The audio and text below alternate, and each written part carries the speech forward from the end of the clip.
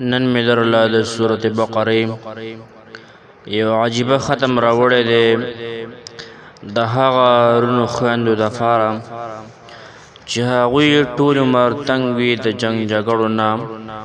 که هغه جنګ جګړې په کور کې دي، د زانو په خپل منځ کې دي،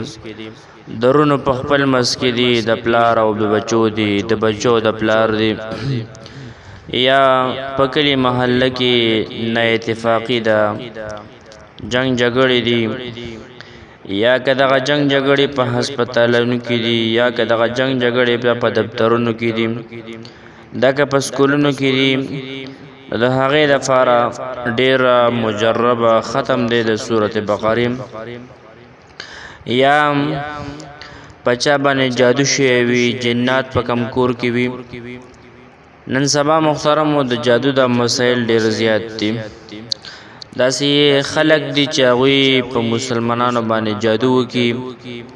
او د جادو سره د هغوی په بدن کې تکالیف شروع شي،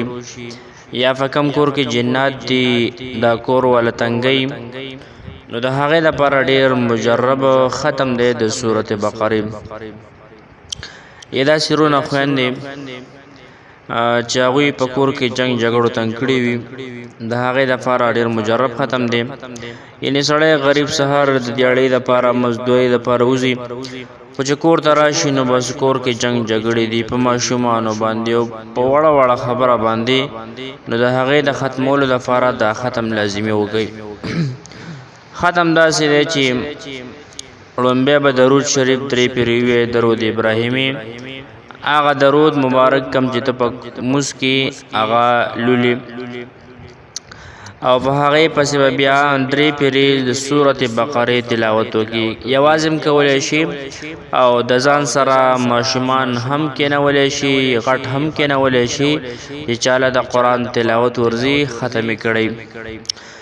د هغې نه پس به 3 پیرې بیا درود شریف ووایي، او بیا به 3 پیرې سورۃ اخلاص، 3 پیرې سورۃ فلق او 3 پیرې سورۃ الناس، دا به 3 کرته ووایي. اوبه به راوالي، دغه اوبه په دغه باندې دم کړي، چې کله دې پې اوبه دم کړي نو د اوبه په خپله څکلی هم شي، یا په چا باندې جادو شوی دی، په چا باندې جنات دي، نو هغه له هم د اوبه ورکولی شي. او که داسې نه وي نو د اوبه راواله د کور په 4 ګوټونو کې چې کوم دی هغه توی که واړوه، نو د هغې سره به انشاءالله د جادو د مسایل دا ختم شي، د جناتو مسلې به ختم شي، او په دې کور کې به جنګ جګړې هم ختم شي، او نه اتفاقیانې به هم ختم شي، او مینه محبت او الفت به پکې پیدا شي. الله رب العالمین مو خوشحاله او آباد ساته. څومره ملګري زمونږ نوي دي د وظیفه اوري